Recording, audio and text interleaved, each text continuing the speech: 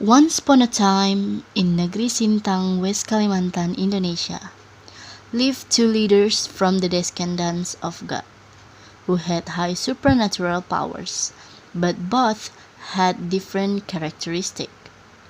The first is named Sebaji, or known as Bujang Baji. He has a destructive, spiteful, and greedy. He doesn't want anyone to have supernatural abilities beyond him. Therefore, he is less liked by surrounding people, so he has just a little mates. While another person named Temanggung Marubay, his nature is exactly the opposite of Bujang Baji's nature. He has a helpful nature, noble-hearted, and humble. The two leaders make their main livelihood fishing, in addition to farming and gardening. Bujang Baji and his mates control the river at Simpang Kapuas, while Temanggung Marubay control the river at Simpang Melawi. Fish in the Simpang Melawi River are of various types and are more numerous than the river in Simpang Kapuas. No wonder if every day Temanggung Marubay always get more catches than Bujang Baji. Temanggung Marubay catches fish in Simpang Melawi River using a giant trap made of bamboo stick and partially cover the river current with stones, so that fish are easily trapped into the trap. The fish are then selected. Only the big fish are taken, while the small fish are released back into the river until the fish are big enough to be caught again. In this way, the fish in the river at Simpang Melawi will never run out and continue to breed. Thank God I caught a lot of fish today. Alright, I need to check the fish. There might be some small fish.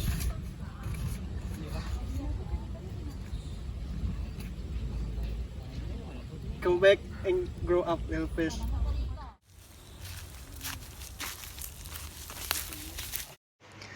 After arriving home, Marubay met his wife, then gave the fish to his wife. This is the fish I got today, my wife. Wow, that's a lot, and the fish are big. Of course, now you cook for us for dinner. Alright, I cook it for us, my husband. Okay.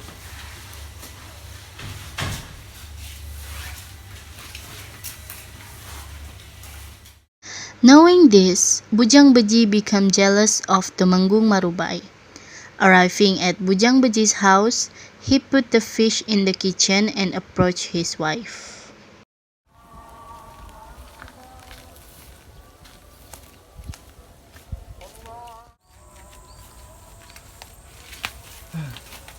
Oh, honey, my catch is getting less and less. Oh yeah? Let me Yeah. see. I can't go on like this. I have to think another idea. Just Look at this? this small fish. It's okay, dear. Your work is depends on the result of the river. So you won't always get a great result. So try to be grateful and be patient. The only thing that you must know that I always pray for you. How can I be patient when Marubai getting a lot of fish than me? Don't be jealous to the other's income. Maybe he like it to get it. I think we will talk about this later. I will cook first, okay? Alright. Hey, what you doing, dear? Nothing. I just want to fix my new boo-boo. Really? You don't planning something weird, right? Of course not. Okay then, let's eat first. Alright. Let's eat.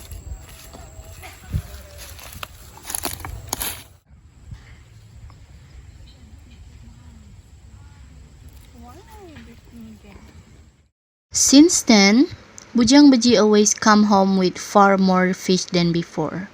He was very happy.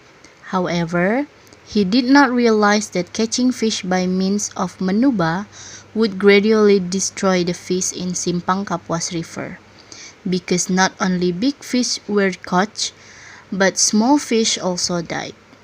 As a result, the catch is getting smaller day by day.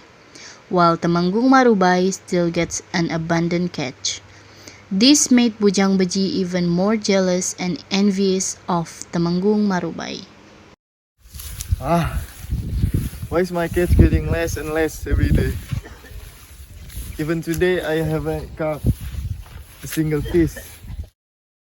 He said as he left the river and walked toward the Simpang Kapuas River.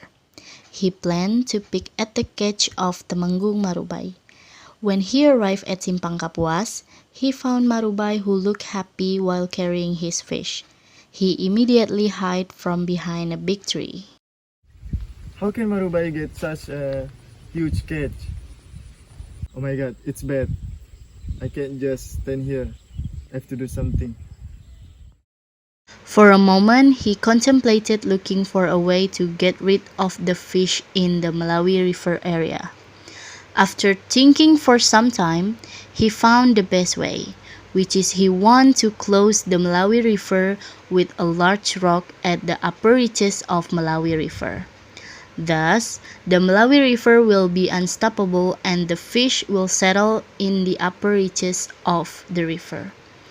After much thought, Bujang Beji decided to leave the top of Bukit Batu in Nangasilat, Kapuas Hulu Regency. With his high supernatural power, he also carried the top of the big rock.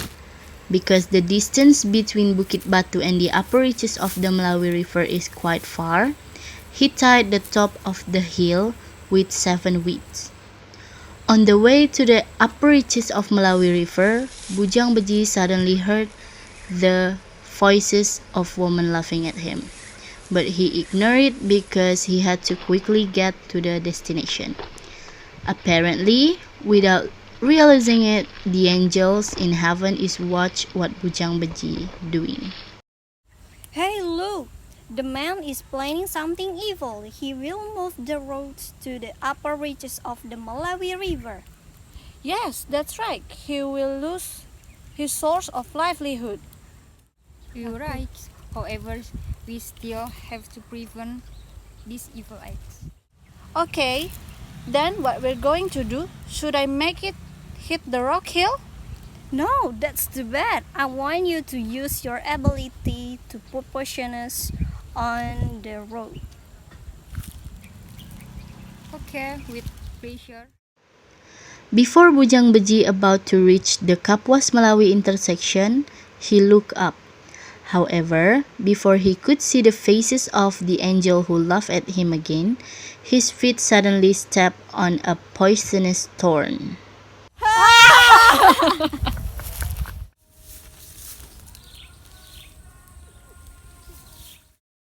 Immediately, the 7 leaves of weeds that were used to tie the top of the hill were cut off.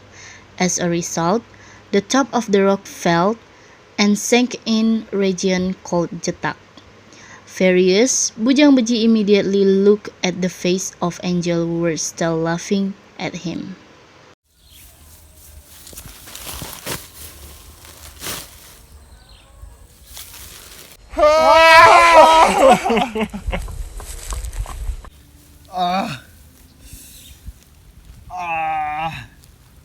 Watch out, you guys, from my revenge.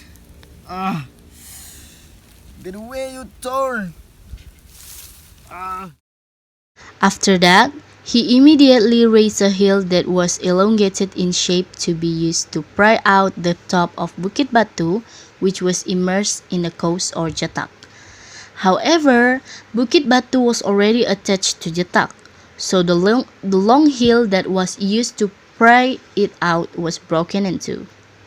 At the end, Bujang Beji failed to move the top of Bukit Batu from Nangasilat to cover the upper reaches of the Malawi River. He was very angry and intended to take revenge to the angels who had laughing at him. Bujang Beji then planted a kumpang mambu tree, which would be used as a way to reach heaven and destroy the angel who had thwarted his plan. Within a few days, the tree flourished and rose high into the sky. The peak is not visible when viewed with the eyes of the head from below.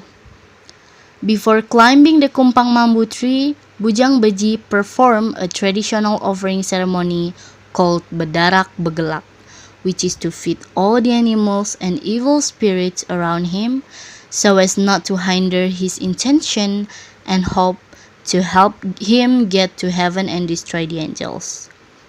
However, in the ceremony there were some animals that Bujang Beji forgot, so they could not enjoy the offering. The animal is herd of sampok or termites and 2 bears. They were very angry because they felt belittled by Bujang Beji. They then deliberated to reach a consensus of how to thwart Bujang Beji's intention not to reach heaven.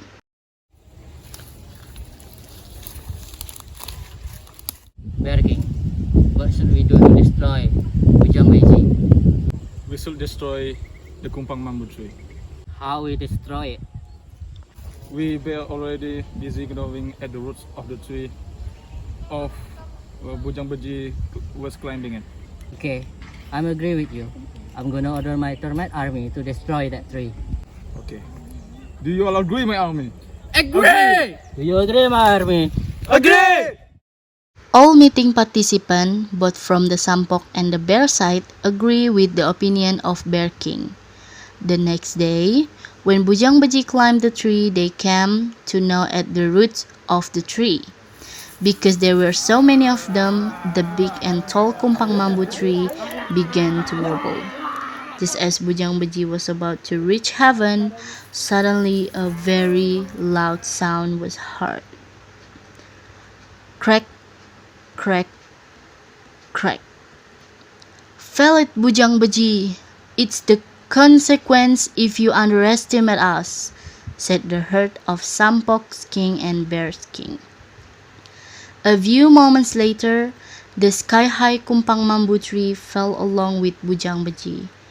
A herd of Sampok and Bears laughed heavily, feeling that their plan hard work.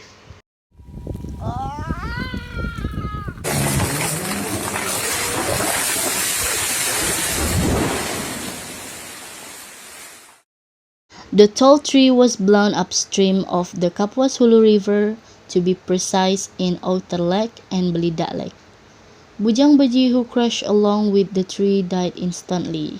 So Bujang Beji's effort failed to destroy the angel in heaven, while Temenggung Marubai is survived from the disaster that had been planned by Bujang Beji.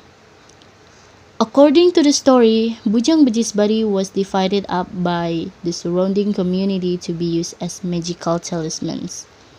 Meanwhile, the peak of Nangasilat Hill, which was released from Bujang Beji's shoulder, was transformed into the Bukit Kelam. The long hill fold that Bujang Beji used to pry it out became Bukit Liut. The hill that became the flesh where Bujang Beji stepped on the poisonous thorn was named Rentap Hill.